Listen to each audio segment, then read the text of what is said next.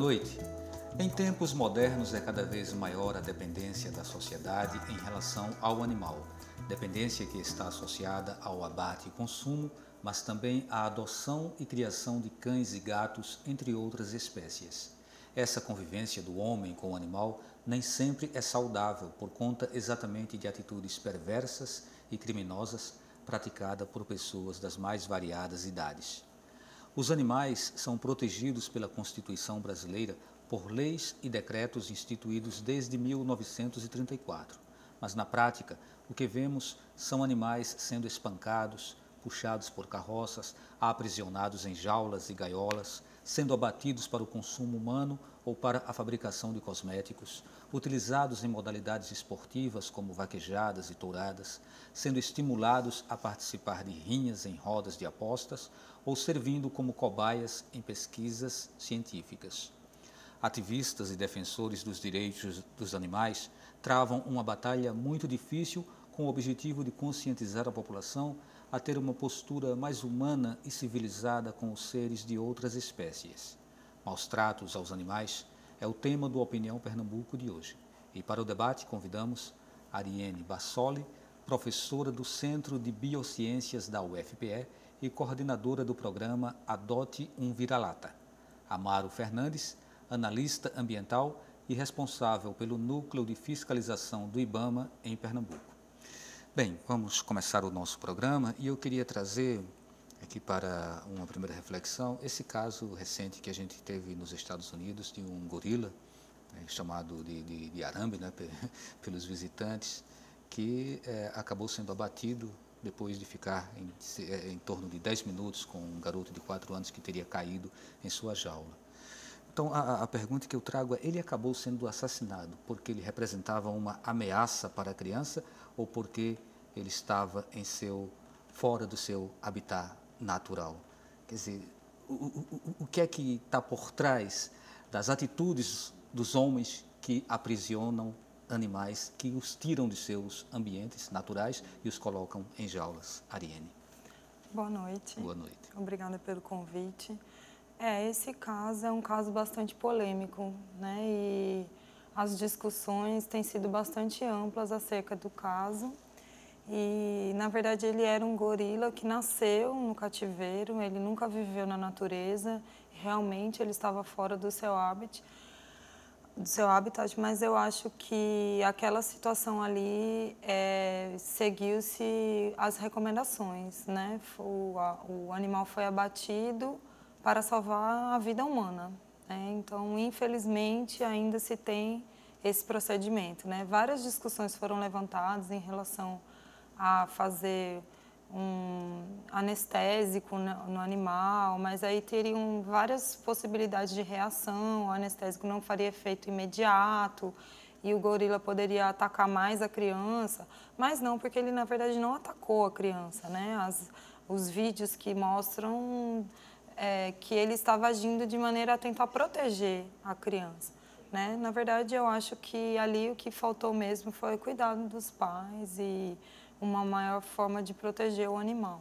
Né? As questões zoológicas são bastante polêmicas, né? E é bastante difícil a gente chegar a uma conclusão, né? Eles têm o seu lado de conservação, né? De desenvolver trabalhos maravilhosos em relação a isso, mas, por outro lado, principalmente aqui no Brasil, a maioria dos zoológicos realmente exerce uma função de maus tratos aos animais. Amaro, o mundo está sendo cada vez mais devastado e os zoológicos podem funcionar, como a Mariane colocou aqui, né? Até como um campo mesmo de preservação desses animais. Qual é a tua opinião sobre o zoológico e sobre essa situação que aconteceu lá nos Estados Unidos? Que não foi a primeira, né? Várias situações acontecem semelhantes. Não. Eu entendo altamente questionável essa cativeiro. Animais silvestres. Gente, é um gorila. Geneticamente é conosco. São animais que aprendem, que têm cultura, que se comunicam entre eles, que são capazes de aprender a se comunicar com pessoas, de uma forma limitada. Né? Não existe inteligência humana, a capacidade humana de percepção, não é diferente da dos animais, é só uma diferença de grau. Não existe uma natureza diferente nisso. São animais que se reconhecem, sabem diferenciar o outro, sabem que são diferentes do meio, entende? Eles são sencientes. Manter esses animais em cativeiro, desde o nascimento, sinceramente, eu não entendo razoável. Eu, realmente, pessoalmente, sou contrário. Como servidor do IBAMA, como servidor público, faço seguir a legislação, mas minha opinião pessoal é contrária. Os zoológicos, eles têm um trabalho de tornar pública a visualização do animal, né? Ele fica sob um domínio público. Você tem na instância mais do indivíduo a questão das gaiolas, que são adquiridas e que são colocadas em suas casas com um pássaro preso. Então, o pássaro preso em uma gaiola é semelhante ao animal preso num zoológico. E aí existe um trabalho de combate, inclusive, ao tráfico, né, ilegal de aves. Eu queria que vocês falassem um pouco sobre isso, sobre esse animal aprisionado na gaiola. Né? Assim como o lugar do gorila, o lugar do tigre, do leão é a floresta, o lugar da ave também é a mata. E, no entanto, muitas delas estão na gaiola. Isso é uma forma de maltrato, não é, Eriane? Com certeza. Quem aqui gostaria de passar a vida toda trancafiado num espaço mínimo?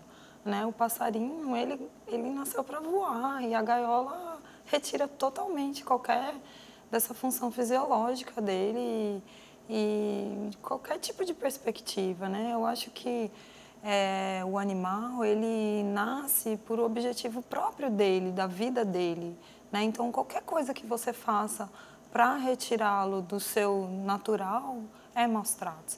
É lógico que nós temos os animais domesticados, né, os cães e os gatos que vivem no nosso convívio. Hoje nós não temos mais as florestas da maneira como era antes, mas o que acontece no Brasil e em várias outras partes, ao meu ver, é uma necessidade pessoal do homem, entendeu? Uma vaidade.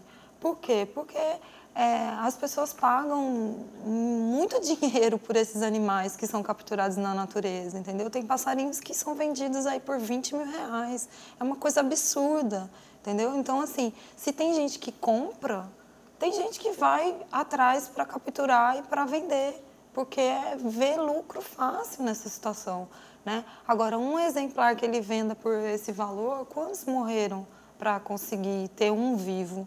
Né? Acho que a Amaro pode falar mais isso no dia a dia e falar inclusive sobre esse combate, né? Até que ponto esse combate tem sido eficaz, Amaro? Nós temos aí uma característica da sociedade, né? Temos uma necessidade, como foi muito bem colocado. As pessoas têm essa necessidade de manter animais em cativeiro, manter animais próximos. Ninguém se contenta em ter um cão, um gato, criar uma galinha, ninguém se contenta com isso, ele quer algo diferente. Que é um passarinho que cante, que é algo que o vizinho não tenha. É realmente vaidade. Agora, para alimentar essa vaidade humana, numa única feira de passarinhos, nós aprendemos 250 animais, há 2, 3 semanas atrás, em Caruaru, numa única feira de passarinho, num único dia. Ao longo do ano, quantos animais são traficados ali naquela feira de Caruaru? E nas demais feiras que ocorrem no estado de Pernambuco, praticamente todo município de porte vai ter pelo menos uma feira de passarinho. Aqui na região metropolitana, todos os municípios têm feiras de passarinhos. Recife tem mais de uma, Jaboatão tem mais de uma, Paulista tem a sua. São muitos milhares, eu não tenho os números, mas são muitos milhares de animais traficados. E os estudos indicam, os números dizem o seguinte, para chegar um animal na mão do consumidor final, chegar na mão, certo? Somente 9 ficaram no caminho. Agora, eles morreram das formas mais horríveis possíveis. Tá? Feridos no momento da captura, em decorrência das condições péssimas de transporte. Olha, eu estou falando porque eu vi, eu trabalho com isso. Eu já fiz apreensão de 40 passarinhos numa caixa deste tamanho. Os animais não conseguiam se manter eretos. Tá?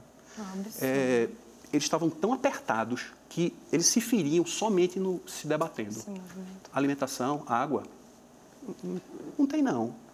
A mortalidade no tráfico é altíssima, 9 para 1. É isso. Então imagina, aqueles que nós aprendemos, os 250 que estavam vivos, quantos morreram para ter aqueles 250 que a gente aprendeu? Com que frequência vocês fazem essa batida? Né? Muito menor do que seria necessário. E o que é que está faltando? Recursos. Né? Nós temos as instituições que trabalham com o meio ambiente, trabalham com diversas áreas, não é somente fauna, a gente trabalha com flora, degradação ambiental, poluição, comércio exterior, o IBAMA trabalha com comércio exterior também, fiscalização disso, portuária, transporte interestadual de produtos perigosos. Nós temos uma diversidade de trabalho que supera a nossa capacidade operacional. Então, temos operações planejadas ao longo do ano e executamos essas operações. Agora, se os estados, eu estou como órgão federal, posso dizer os estados, e os municípios fizessem sua parte, a gente não tinha uma feira funcionando no final de semana, um lugar público, conhecido e que se sabe que toda semana tem.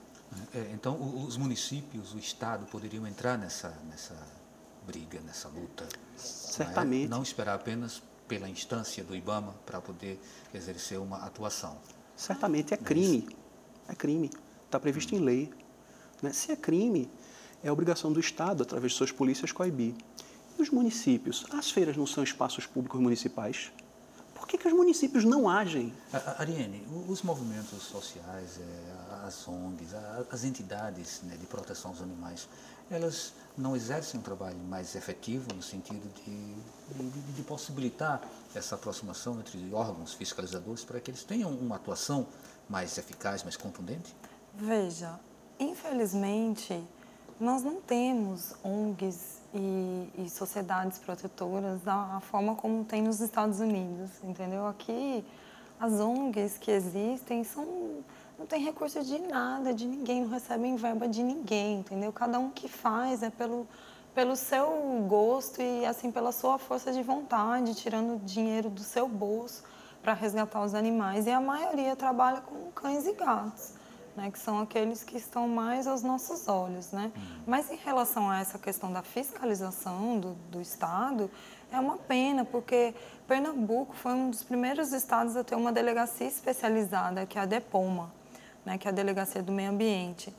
E ela vinha fazendo um trabalho relativamente razoável, mesmo com pouco efetivo, né, assim, com dois agentes para o estado todo, para fazer apreensão, investigação, tudo, né? Mas agora, com a remodelação que teve, acho que foi no começo do ano, se não me engano, a DEPOMA simplesmente tiraram o delegado de lá e colocou o delegado dividindo a delegacia junto com a delegacia do consumidor.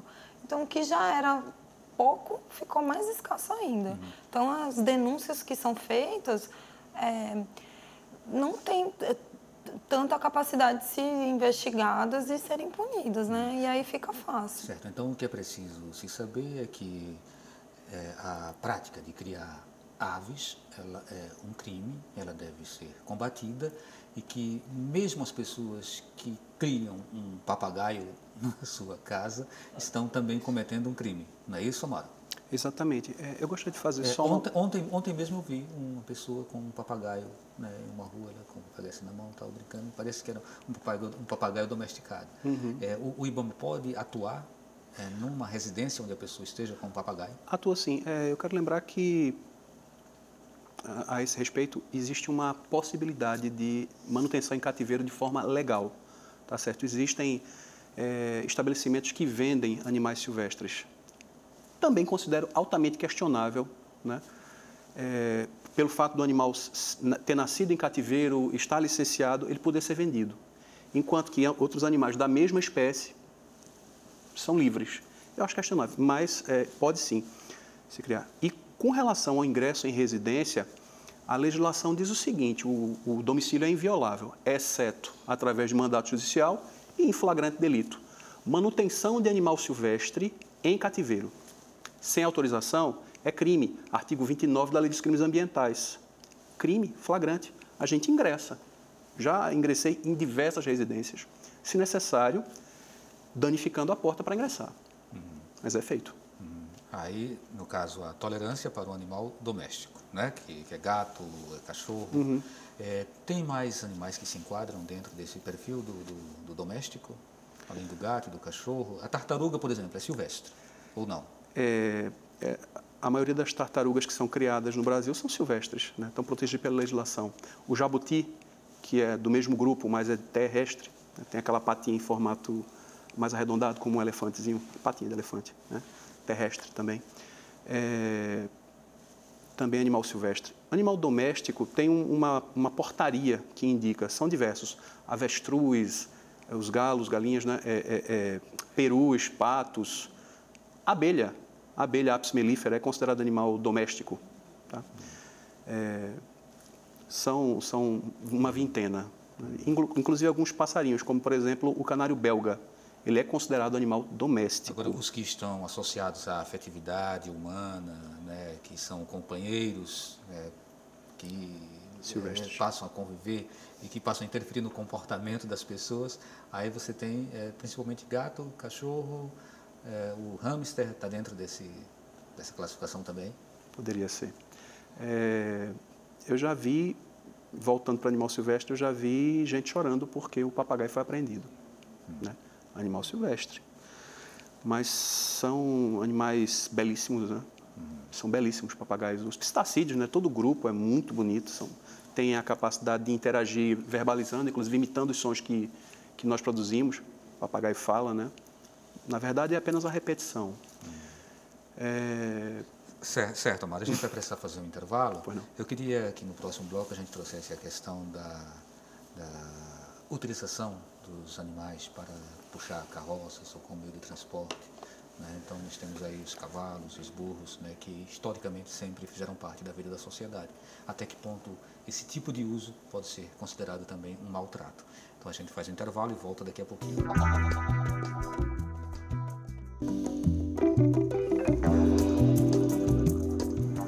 O Opinião Pernambuco está de volta com o tema Maus Tratos aos Animais. Participam Ariene Bassoli, professora do Centro de Biociências da UFPE e coordenadora do programa Adote um Vira-Lata. Amaro Fernandes, analista ambiental e responsável pelo Núcleo de Fiscalização do IBAMA em Pernambuco. Bem, animais ainda são vistos nas ruas puxando carroças, apanhando, e no primeiro semestre deste ano, no começo, um cavalo chegou a morrer na Avenida Agamenon Magalhães, acredita-se que por exaustão. Isso é uma questão assim, que chocou as pessoas e que está, de certa forma, associada também ao que a gente chama de maus tratos. A pergunta é, o que diz a nossa legislação e o que diz a legislação específica da cidade sobre esse tipo de prática, a prática da tração, do uso do animal em tração? Bom, o prefeito Geraldo Júlio sancionou, parece que uns 2 ou 3 anos, eu não me recordo exatamente a data, uma lei proibindo a circulação de veículos de tração animal nas ruas do Recife. No entanto, eles circulam. Porém, a prefeitura fez uma lei absolutamente eleitoreira, porque não regulamentou a lei, não contabilizou os carroceiros, quantos cavalos tem. Alugaram uma fazenda no interior, em Siriaém, a gente esteve lá em visita, um lugar extremamente longe, injustificável o aluguel dessa fazenda, com capacidade para receber 100 cavalos. Até hoje só tem 25 cavalos lá. Os cavalos que estão lá estão aptos à adoção e não foram disponibilizados para adoção. Então, assim, a gente fica sem ter muito o que fazer, porque volta e meia o CVA, que é o Centro de Vigilância Ambiental, que é responsável por recolher os cavalos, eles estão interditados por conta de ter animal doente lá com momo, que é uma doença infecto-contagiosa, que é uma zoonose, inclusive, porque pode afetar até o ser humano. Então, fica uma situação terrível, porque as pessoas ligam pedindo socorro e quem vai resgatar? Liga para vários órgãos e ninguém pode resgatar, porque não tem onde colocar, e aí acaba que os protetores conseguem ajuda e recursos e tentam fazer o que pode. Alguns professores, alguns veterinários da Rural acabam ajudando e vai desse jeito, infelizmente. Amaro, durante toda a história da humanidade, os cavalos, né, sempre estiveram associados mesmo assim, dando esse apoio ao homem, sofrendo, mas dando esse apoio ao homem. E de repente a gente entra num outro estágio, né, da história da humanidade e é como se a gente tivesse que fazer uma quebra nessa cultura. Na tua opinião, essa proibição do uso do animal, puxando carroça, conduzindo pessoas, né, sendo aprisionados pelos arreios, é uma coisa que está, ou deveria ser proibido no urbano e não no interior, ou o interior também já deveria adotar isso. O que seria uma forma de substituição, né? Coloca-se que hoje para tanger um rebanho de gado, de boi, já se utiliza a moto, né? Qual é a posição hoje desse tipo de animal? Deveria ser uma coisa abrangente. E o que fazer com esse rebanho, né, de animais que deixariam de prestar esse serviço que sempre prestaram para os homens? Uhum. Eu entendo que a redução do rebanho, pela simples diminuição da reprodução, né? Castração dos animais, não é de uma hora para outra que se muda a cultura, né? A cultura só se muda com tempo e esforço. Mas realmente, em zona urbana, não é razoável você ter veículos de tração animal misturados aos carros, né? Tornando a situação do trânsito ainda mais caótica, causando acidentes. E nas áreas urbanas são particularmente penosas as condições desses animais. Na zona rural, não, nem tanto. Pode acontecer um ou outro abuso, mas é individual. E existe a legislação para protegê-los. Mas na zona urbana, realmente não é área para isso. Com exceção, evidentemente, dos locais de prática esportiva, como, por exemplo, o country club, algumas coisas, alguns estabelecimentos desse tipo.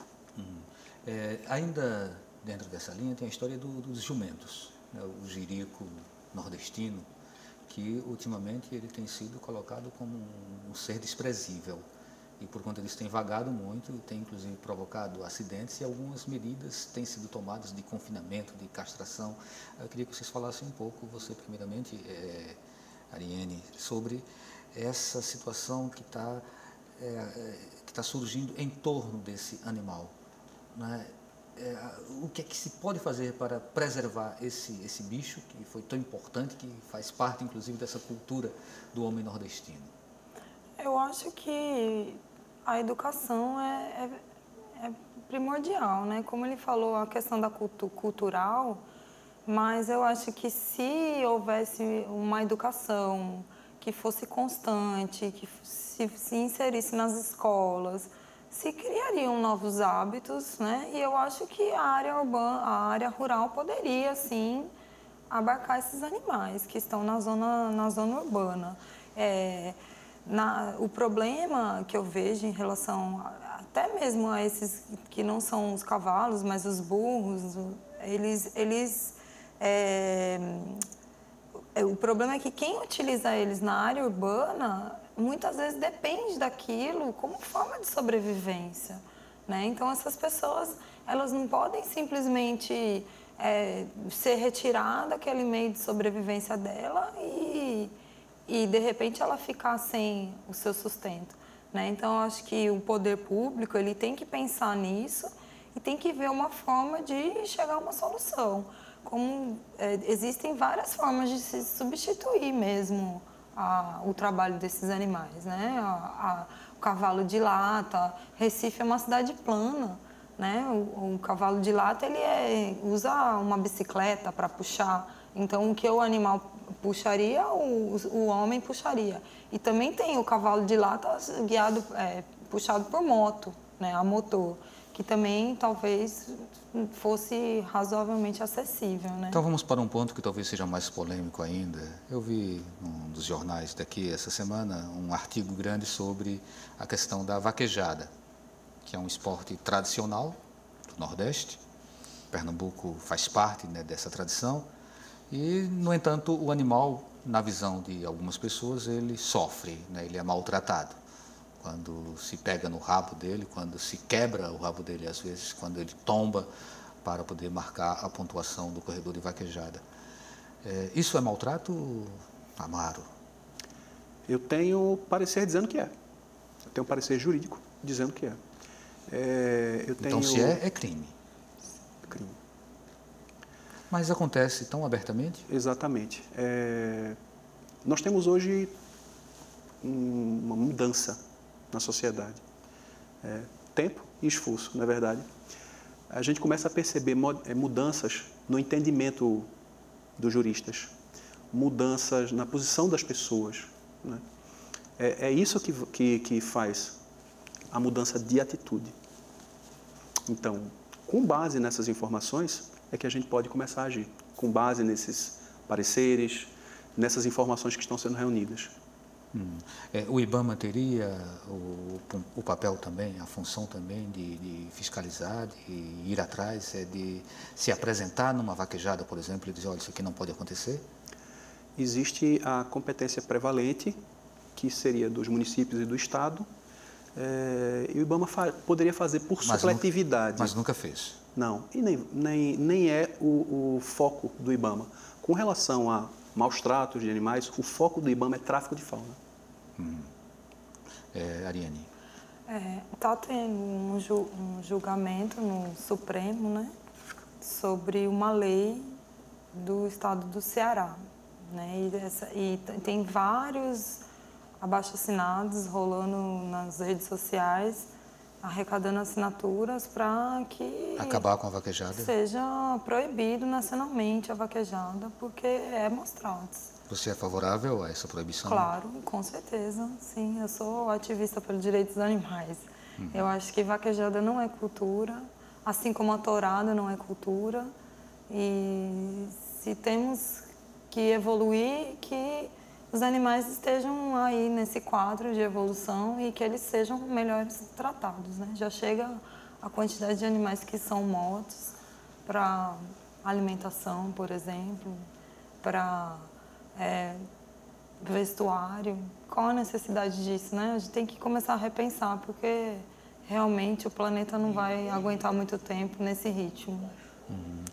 Amaro, e as rinhas envolvendo, né, animais, isso acontece na surdina de uma forma muito frequente ou é esporádico, isso é uma coisa mais lá de trás? Frequente.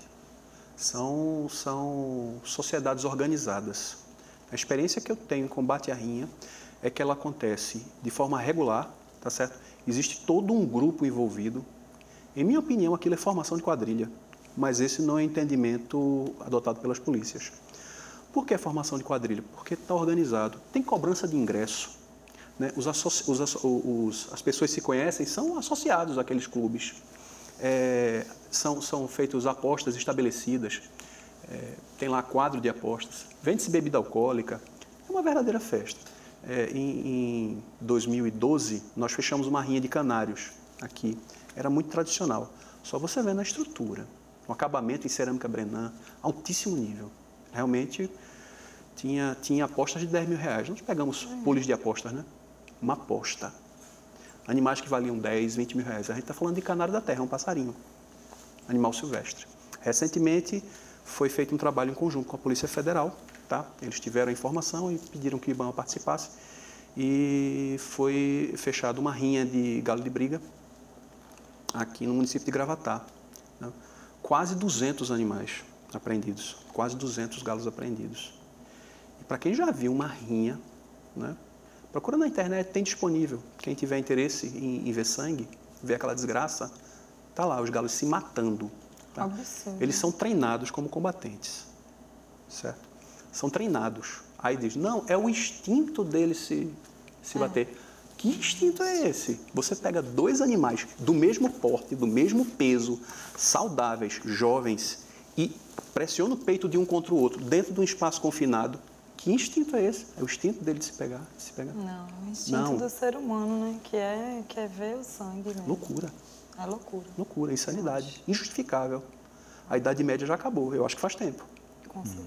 Agora eu estou impressionado porque você está colocando, Amaro, tantas questões assim, flagrantes e conhecimento de tantas situações que são criminosas que estariam acontecendo, mas parece-me que o sistema de fiscalização realmente ele está deixando muito a desejar. Concordo com isso. E o que fazer para que a gente possa ter uma ação mais eficaz? Interação entre o poder público, né? Polícia, instituições Mas isso tem sido provocado? Tem sido provocado, sim. Esse trabalho, por exemplo, posso citar esse especificamente da rinha de galo, foi informação obtida pela Polícia Federal, né?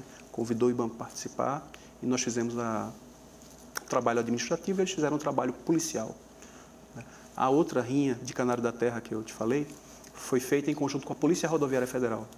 Trabalho de segurança, de investigação, a inteligência. É difícil, porque da mesma forma que eles são organizados, eles também se organizam, faz parte, se esconder do poder público. E essa rinha de Gravatá, por exemplo, o responsável era um policial militar, um oficial da PM. E no final, qual foi a punição que eles tiveram? O que a lei define é... Multa. A multa é aplicada pelo IBAMA, né? Maus tratos pode ir até R$3.000, dependendo dos maus tratos, por animal. E a pena é que é ridícula, 6 meses a 1 ano. 6 meses a 1 ano, vai para a delegacia, lavra um termo circunstanciado de ocorrência, assina afirmando que vai comparecer em juízo e é liberado. E na semana seguinte está fazendo a mesma coisa. Fazendo a mesma coisa. É muito vantajoso. Esse é o problema. Financeiramente é vantajoso essa prática. Vamos passar para um outro ponto, que é a questão dos testes em laboratórios com animais. Inclusive, teve aquele caso lá em São Roque, não foi em São Paulo, onde ativistas invadiram o laboratório e soltaram alguns animais por acreditar que eles estavam sendo maltratados dentro do laboratório. O que é não ser maltratado em um laboratório? Estar no laboratório, naturalmente, já é um maltrato? Na minha opinião, sim. Eu acho que, infelizmente, a ciência, em alguns pontos, né, ela não conseguiu evoluir em substituir os testes em animais. E, por outro lado, não existe segurança nenhuma em que esses testes que são feitos em animais tenham os mesmos produtos, tenham a mesma eficácia no ser humano. Então, é uma situação bastante complicada. Agora, é uma outra situação também que envolve muito dinheiro, porque a indústria da experimentação, ela é muito forte, né? São milhares e milhares de reais e de dólares que são gastos com isso, né? Então, e o que eu vejo, né, a gente está dentro da universidade, a gente vê que o que acontece é que os estudantes, eles procuram os professores para fazer os estágios e acabam entrando e fazendo aqueles mesmos experimentos que o professor já faz há 30, 40 anos e dá continuidade e se muda uma planta ou um detalhe ou outro e continua se repetindo e muitas cobaias são utilizadas nessa situação. Certo, a questão é, será que dá para prescindir do animal como cobaia nessas experimentações científicas? É uma pergunta que a gente deixa para o próximo bloco. Então a gente volta daqui a pouquinho.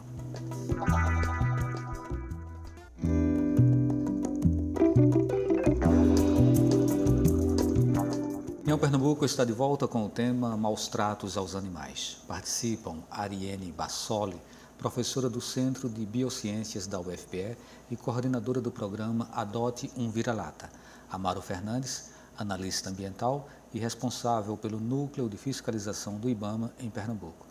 No bloco anterior, a gente fez aquela pergunta, né? Se o animal que é utilizado como cobaia, se ele está sofrendo ali um maltrato e se seria possível prescindir desses animais como cobaias dentro desses laboratórios. Então, Ariane, eu volto a palavra para você. Bom, na minha opinião, a ciência ela precisa criar métodos substitutivos. Está muito pouco sendo investido nessa área, né? Então, a manutenção dos animais como modelo biológico, ela ainda persiste na maioria dos centros de pesquisa, infelizmente, né? A gente sabe que tem todo um protocolo, né? Tem exigências da Anvisa, principalmente na área de medicamentos. Agora, a área de cosméticos, ela já vem sendo substituído, né? E não é mais exigido. Tanto na Europa já é proibido os testes em cosméticos, né? Não existe mais marca nenhuma de cosmético na Europa que tenha sido testada em animais. No entanto, no Brasil ainda existe. No Brasil ainda não tem nenhuma legislação que proíba. Né? Tem alguns estados, alguma coisa que foi proibido, mas nacionalmente não. Então, e tem marcas que não testavam e que voltaram a testar por exigência, por exemplo, de um grande mercado como a China. Né? Então, algumas marcas, elas infelizmente voltaram a fazer os testes para poder vender nesses mercados. Ou seja, Mauro, essa questão da legislação, ela é desrespeitada na instância municipal, na instância estadual, na instância federal. E nesse caso específico dos animais, são eles que acabam sendo os mais penalizados. Sim, a gente tem a nossa sociedade trata os animais, realmente não me recordo quem disse isso, mas diz que com relação aos animais somos todos nazistas. Isso se reflete no desrespeito à legislação, diariamente. Feiras de passarinhos, toda semana, rinhas. A vizinhança sabe que existe a rinha, não denuncia, né? Carroça nas ruas, cães sendo agredidos, presos, mantidos presos, né? Pássaros em gaiolas. Qual é a situação do cão de rua hoje no Grande Recife? O que a gente tem percebido é que muitas ruas, em alguns focos, assim, você tem uma quantidade muito grande de animais, né? Eles ficam, de certa forma, se agrupam e ficam por ali. Eu resido em Olinda, na orla mesmo ali, a gente tem vários focos, assim, vários núcleos onde tem muitos cães, outro núcleo onde tem muitos gatos, e que a população chega e acolhe ainda, levando um alimento para esse animal. Mas isso é reflexo de uma falta de uma política pública que dê um destino melhor para esses animais? O que está acontecendo? Duas coisas. Realmente falta sim ação do poder público. Esse problema não é levado a sério. Aparentemente nenhum gestor público se interessa por isso.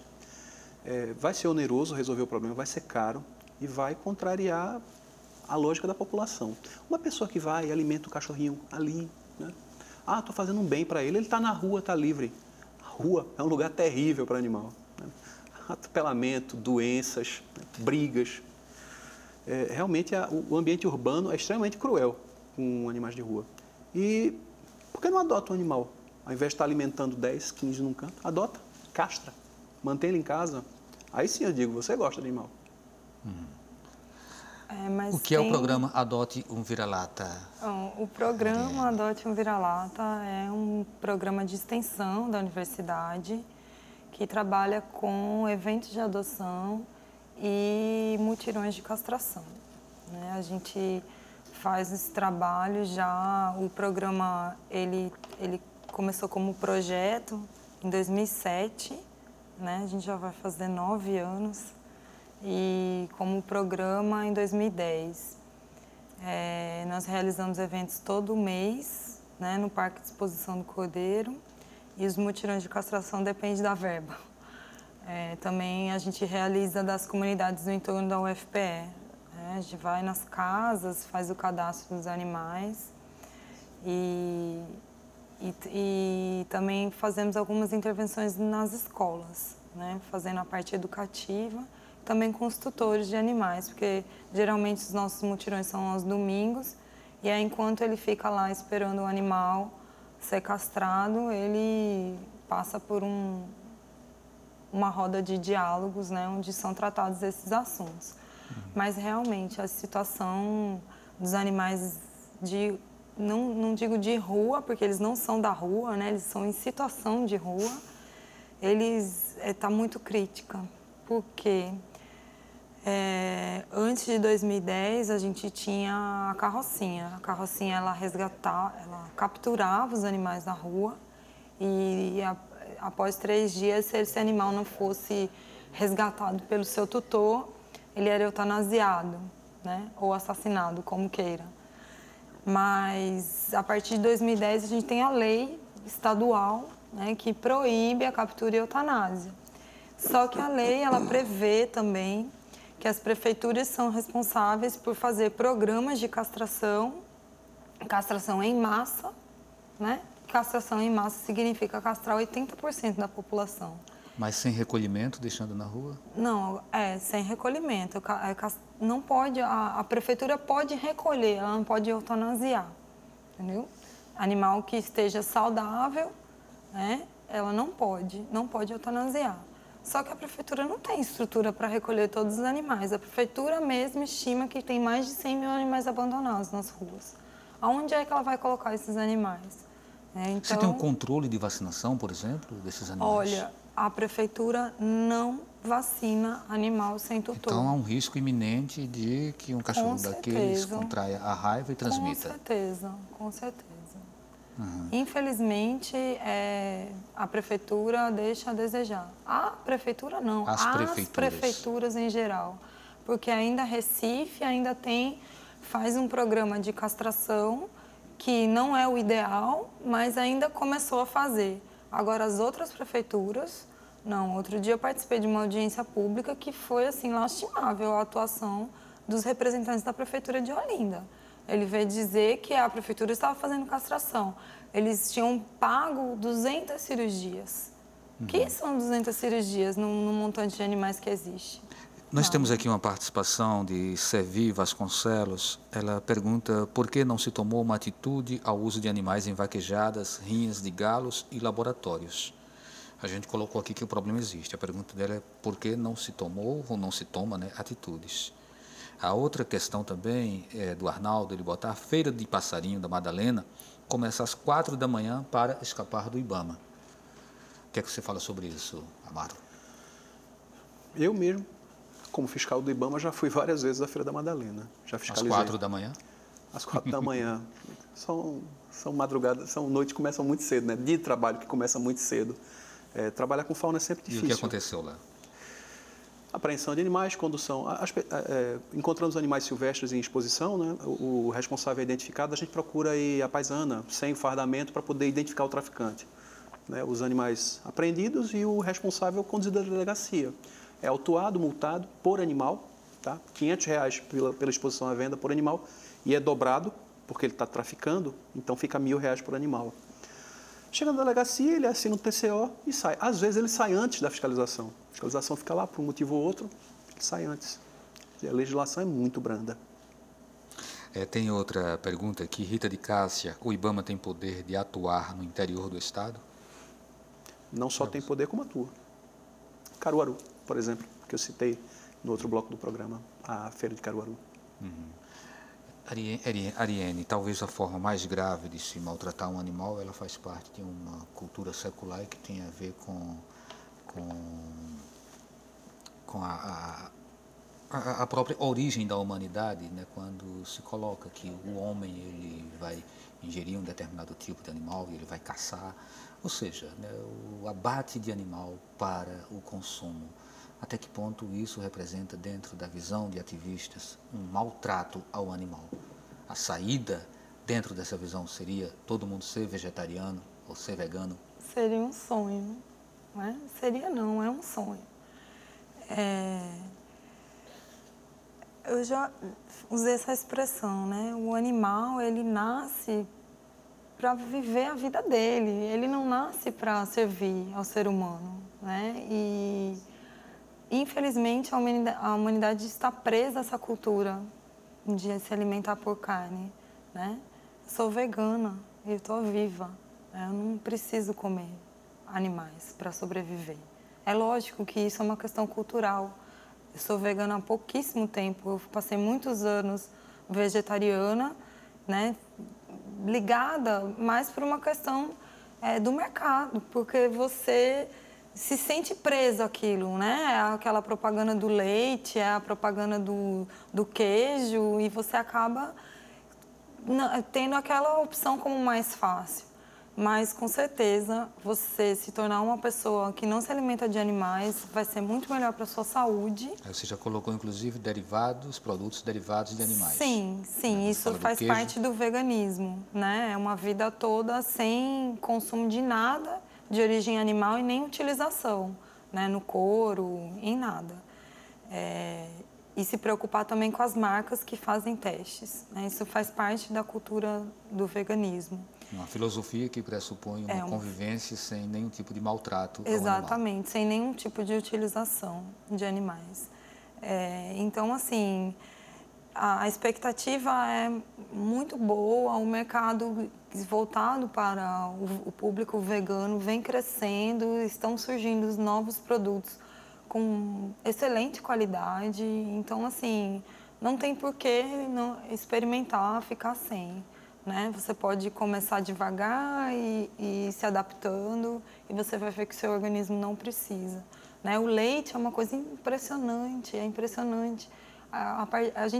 Eu ficava muito gripada. Depois que eu parei de tomar leite, a minha imunidade melhorou muito, muito, muito.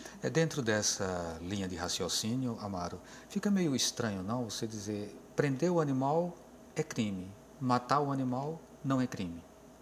Pois é, a legislação permite o abate para consumo, permite que seja abatido. Mas por trás disso tem um animal, que, exatamente. Né, que em tese estaria sofrendo maltrato, assim como aprisionar implica em maltrato. Eu concordo com isso. Agora, as leis refletem o quê? A sociedade. A sociedade enxerga o consumo de carne como algo lícito, normal, desejável, é festa, até no final de semana, culturalmente aceitável. Então, a legislação permite. Já o maltrato em si, né, não é permitido. Para que serve o maltrato? Certo. Veja bem, a gente só tem 2 minutos agora, então como que as pessoas podem fazer para denunciar os maus tratos? Podemos começar por você. O IBAMA mantém uma linha 0800, a linha verde do IBAMA, 0800 61 80 80. E aí qualquer tipo de suspeita de que um animal esteja sendo maltratado... Exatamente, não somente... Independente de ser silvestre ou ser doméstico. Doméstico. A gente recebe a denúncia, é informatizado e a gente repassa para os órgãos que tenham a competência prevalente para cada caso. Para a denúncia, eu acho que a DEPOMA, né, que eu passei o telefone. Qual o telefone, por favor? Ixi, eu não decorei, não. Decorou, não? Nós temos o telefone lá. Pronto, tá no vídeo. E também tem a ACEDA, né, que também recebe denúncia de maus tratos. 3355-8639, que é o órgão da prefeitura. Certo. Cabe só uma palavrinha final aí, tua mensagem final, Amaro.